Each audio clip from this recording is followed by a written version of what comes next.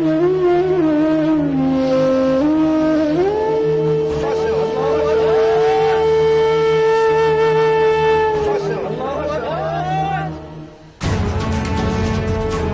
ऐं शाम में 7.8 जी शिदत सां आयल ज़िलज़िले सबबि क़यामत जा मंज़र, हज़ारे इमारतूं मिटी जो ढेर बणिजी वयूं, 2400 खां वधीक माण्हू दॿिजी फौत, हज़ारे ज़ख़्मी थी पिया। तुर्किया में 1500 ऐं शाम में 900 खां वधीक माण्हू फौत थियण जी तस्दीक। रही पियल इमारतुनि हेठां अञा बि केतिराई माण्हू दॿियल हुअण सबबि जानी नुक़सान में वाद जो ख़दशो। कफ़्रज़, यूनान, उर्दन, लुबनान ऐं फ़लस्तीन में बि ज़िलज़िले जा लोॾा महसूस कया विया। तुर्क सदर रजब तय्यब उर्दुगान खौफनाक ज़िलज़िले बाद मुल्क में इमरजेंसी लागू करे छॾी। स्कूल 13 फरवरी ताईं बंदि रखण जो ऐलान। तय्यब उर्दुगान जो चवणु आहे त इमदादी कार्रवायूं जारी आहिनि। फौतकिन जो अंगु किथे पहुचंदो फ़िलहाल कुझु चई नथो सघिजे।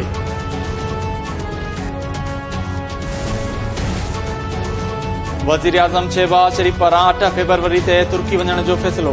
परॾेही वज़ीर बिलावल भुट्टो ज़रदारी बि साणस गॾु हूंदो। वज़ीर आज़म तुर्क सदर तय्यब उर्दुगान सां फोन ते राब्तो करे ज़िलज़िले सबबि थियल जानी ऐं माली नुक़सान ते अफ़सोस जो इज़हार बि कयो।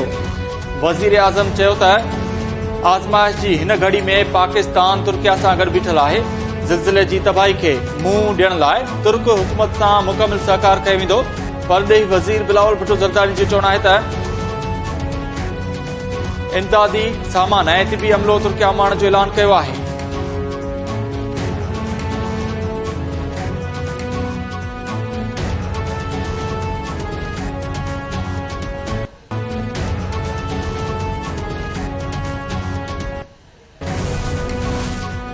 ज़िलज़िले सबबि तुर्किया जे 5 वॾनि शहरनि में घणो नुक़सान थियो आहे। हेल ताईं पाकिस्तानी कम्यूनिटी खे नुक़सान जा इतला नाहिनि मिलिया। इस्तांबुल में मौजूद सिंध जे गवर्नर कामरान टिसूरी KTN न्यूज़ सां ख़ुसूसी ॻाल्हि ॿोल कई। गवर्नर चयो त तुर्किया में 2 भेरा ज़िलज़िले जा लोॾा महसूस कया विया। हू सुभाणे पाण बि ज़िलज़िले सटियल इलाइक़नि जो दौरो कंदो।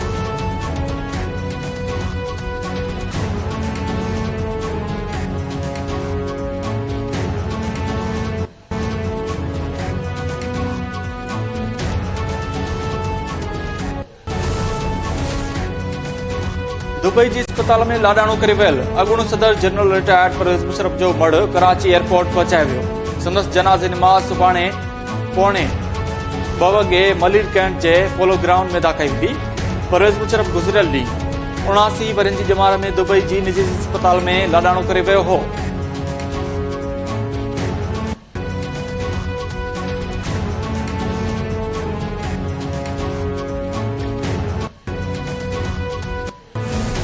सबको कहूंगा कि मेरे अपने कारकुनों को जो हमारे जिले सदर हैं, डिस्ट्रिक्ट प्रेसिडेंट्स जो हैं, उनके ऊपर रजिस्ट्रेशन शुरू करें। जिन्होंने हम पहले हर पाकिस्तान के शहर में हम जेल भरो तहरीक शुरू करेंगे। पहले मैं चाहता हूं कि वॉलंटियर्स अपनी रजिस्ट्रेशन करें और उसके बाद मैं फिर आपको डेट दूंगा किस दिन हमने जेल भरो तहरीक का आगाज करना है। और इसकी चंद दिनों के अंदर होगी और इसलिए मैं चाहता हूं कि जल्दी जल्दी जो रजाकार है वो सामने आए। और इंशाअल्लाह मैं ये समझता हूं कि ये जो हमारी तहरीक है, इससे हम वो चीज हासिल करना चाहते हैं जो पाकिस्तान को एक हकीकी आजादी भी देगा। और हकीकी आजादी का मतलब हकीकी जमहूरियत। इमरान खान जेल भरियो तहरीक शुरू करण लाइ PTI कारकुननि खे ज़िले सतह ते रजिस्ट्रेशन कराइण जी हिदायत करे छॾी। इमरान खान चयो आहे त KP ऐं पंजाब में चूंडूं आइन मूजिबि 90 ॾींहनि अंदरि न थियूं त जेल भरियो तहरीक जो ऐलान कंदुसि। जेल भरियो तहरीक सां हकीकी आज़ादी ऐं हकीकी जमहूरियत हासिल कंदासीं।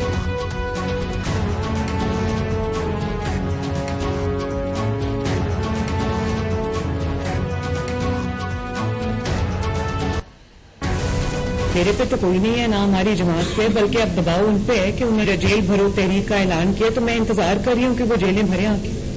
और बिस्मिल्लाह जो है वो जमान पाक से होनी चाहिए।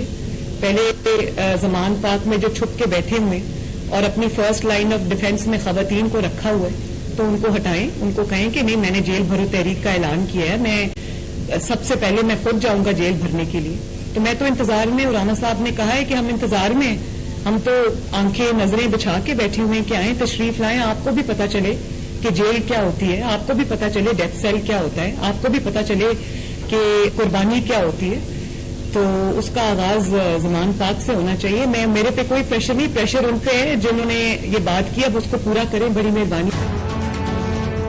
नून मुस्लिम लीग जी चीफ ऑर्गेनाइज़र मरियम नवाज़ जो इमरान खान के जेल भरियो तहरीक ज़मान पार्क मां शुरू करण जो चैलेंज। मुल्तान में ॻाल्हाईंदे मरियम नवाज़ चयो त असां इंतज़ार कयूं पिया त ही जेल भरियो तहरीक हलाइनि ऐं शुरूआत ज़मान पार्क खां कनि। फ्रंट लाइन ते औरतुनि खे डाल बणाए रखंदड़ पाण गिरफ़्तारी ॾेई तहरीक जी शुरूआत करे। राणा सनाउल्लाह संदसि इंतज़ार में आहे। जंहिं बि गुनाह कयो उनखे सज़ा मिलंदी। नून लीग अॻवाननि केतिरा महीना जेल काटियो पर उफ न कयो। ही 2 ॾींहं जेल में रही ॻोढ़ा ॻाड़े रहिया आहिनि।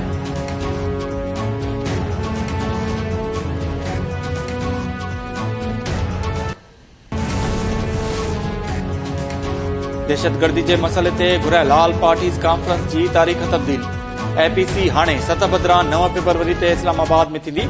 वफ़ाक़ी वज़ीर मरियम औरंगज़ेब चयो आहे त एपीसी में मुल्क जे क़ौमी तोड़े सियासी क़यादत खे दावत ॾिनी वेंदी। दहशतगर्दी ऐं मुल्क खे पेश चैलेंजिस ते गॾियल हिकमत अमली जोड़ी वेंदी।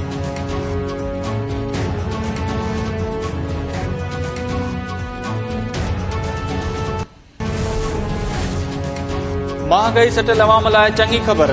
लाहौर हाई कोर्ट बिजली बिल्स में फ्यूल प्राइस एडजस्टमेंट खे गैरकानूनी करार ॾेई छॾियो।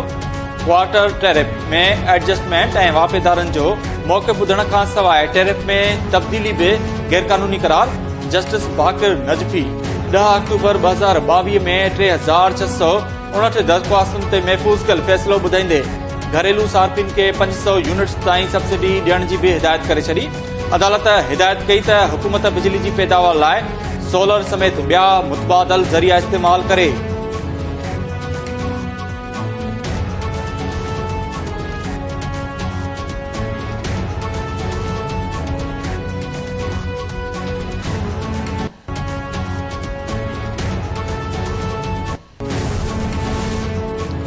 सिंध काबीना पुलिस में नवन भर्ती थियल अहलकारनि जा डोमिसाइल्स चेक करण जी हिदायत करे छॾी।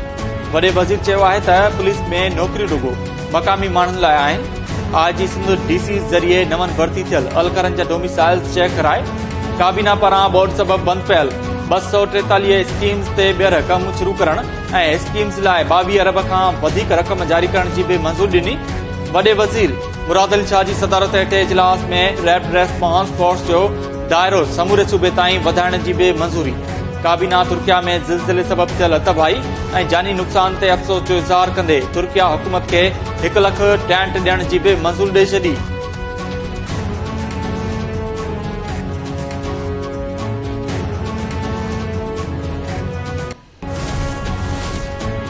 सखर हैदराबाद मोटरवे स्कैंडल में अॻ भराई।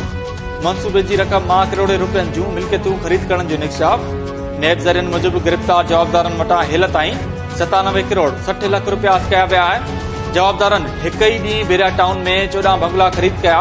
मलीर जे पौश इलाइक़े में बि बंगलो ख़रीद कयो वियो। नवाबशाह ऐं कराची जे ॿियनि इलाइक़नि में बि हिक ई राति अंदरि 1 अरब रुपयनि जूं मिल्कियतूं ऐं गाॾियूं ख़रीद कयूं वयूं। हैदराबाद जी अदालत साॻे केस में गिरफ़्तार जवाबदार आशिक़ अलीरी खे जुडिशियल रिमांड ते जेल उमाणे छॾियो। जांच ऑफिसर अदालत खे ॿुधायो त जवाबदार वटां वधीक 12 करोड़ रुपया हथ कया विया। खाइंस मजमूई तौर 55 करोड़ 60 लख रुपया हथ कया विया आहिनि।